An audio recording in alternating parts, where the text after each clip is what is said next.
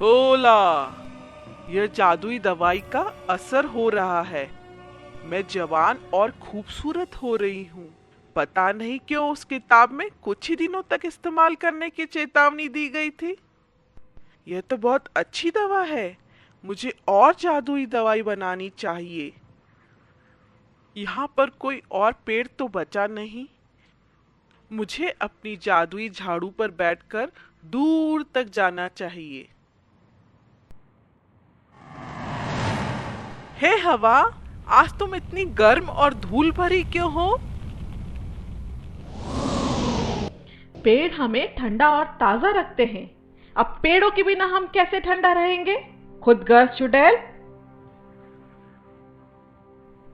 पेड़ों के द्वारा ही हम जमीन से जुड़े रहते थे। अब हवा हमें दूर जगह ले जा रही है। थैंक यू स्वार्थी चुड़ैल। तुम मेरी खूबसूरती से जल रही हो, इसीलिए शिकायत कर रही हो। छोड़ो, मैं जाकर अपना काम करती हूँ।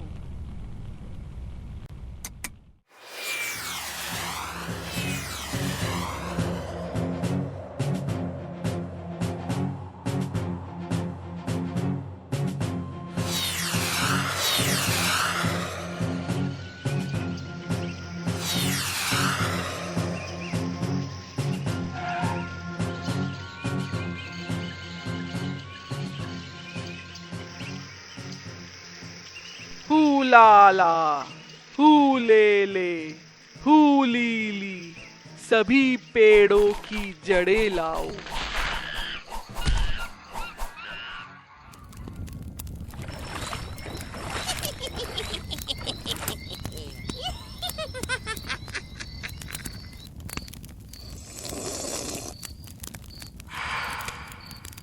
मैं बहुत थक गई हूँ। मैं जाके सोती हूँ।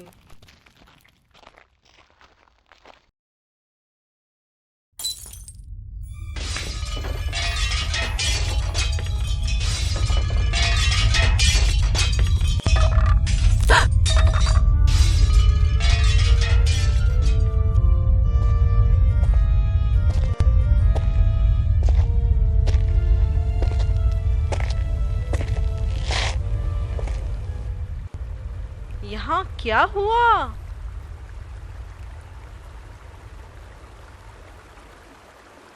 अरे पानी, ये क्या किया? तुम्हारी हिम्मत कैसे हुई नदी से बाहर आकर सब कुछ बर्बाद करने की?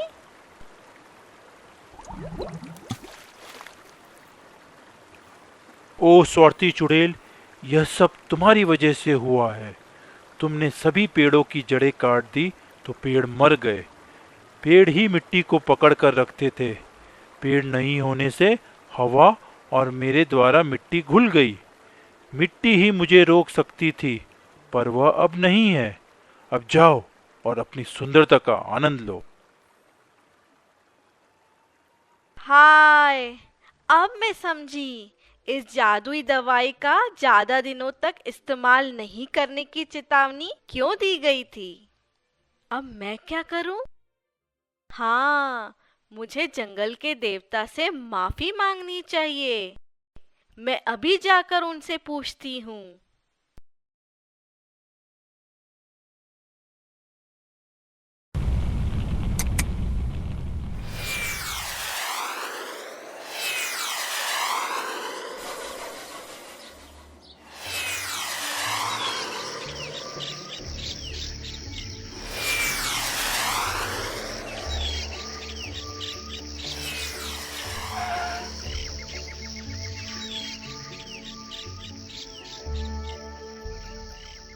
हे जंगल के देवता, मेरी मदद कीजिए। मुझे पता है आप गुस्सा है। मुझे मेरी गलती का एहसास हो गया है।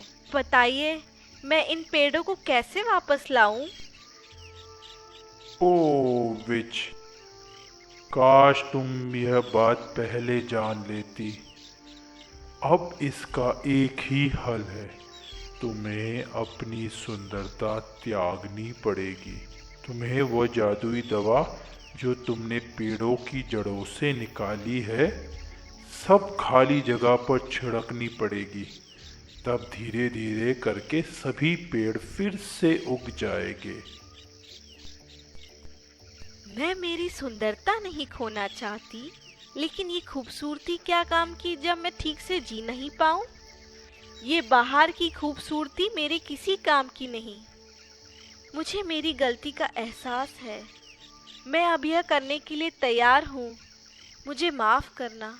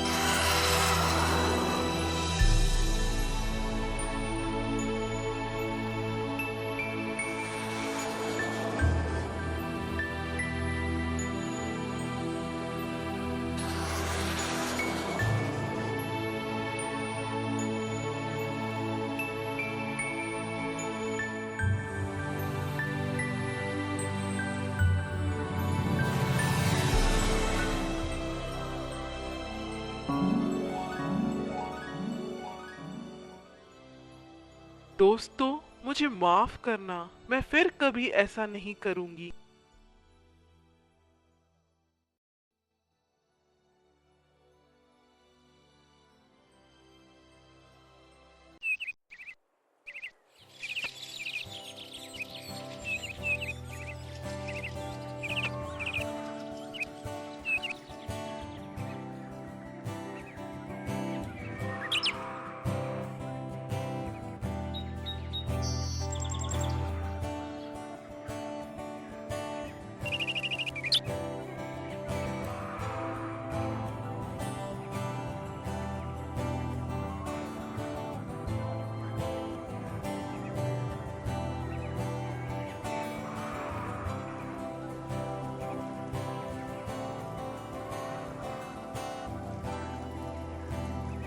अब मैं उम्र से परिपक्व और मन से सुंदर हूँ।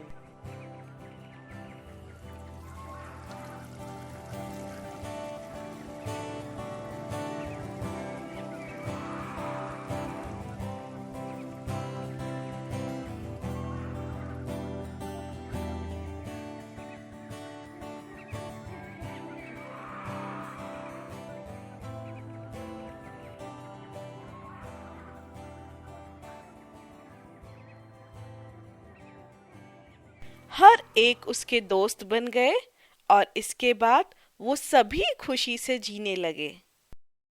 माँ, इतनी प्यारी कहानी बताने के लिए धन्यवाद। और साथ ही मुझे अपना मिट्टी का पाठ भी समझ में आ गया। क्या समझे, मुझे बताओ।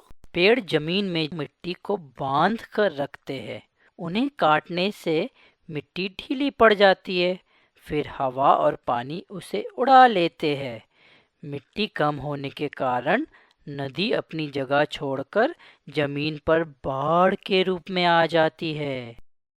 सही है अमन, इस प्रकृति में सभी एक दूसरे से जुड़े हुए हैं। थोड़ी भी इधर उधर होने से पर्यावरण में असंतुलन पैदा हो जाता है। उदाहरण के लिए आजकल हम काफी जगह बाढ़ और अकाल देख रहे हैं, क्योंकि हर जगह भारी मात्रा में जंगल काटे जा रहे हैं। इसे रोकने के लिए हम क्या कर सकते हैं? हमें ज्यादा से ज्यादा पेड़ लगाने चाहिए। पेड़ों को व्यर्थ नहीं काटना चाहिए। जैसे कागज वेस्ट नहीं करना चाहिए क्योंकि यह पेड़ों से बनता है। याद रखो कि आज बीज लगाने से ही भविष्य में पेड़ होंगे। सही है माँ, एक पल में पेड़ बनने की कोई जादुई दवा नहीं है। थैंक यू माँ, यह तो मेरे लिए 3 सौगात लाई। पहला, मेरा होमवर्क हो गया। दूसरा, मैं प्रकृति माँ के बारे में और जान गया। और तीसरा, दुनिया की सबसे प्यारी माँ से एक सुंदर सी कहानी सुनने को मिली। मुझे मक्खन लगाना छोड़ दो और जाके सो जाओ।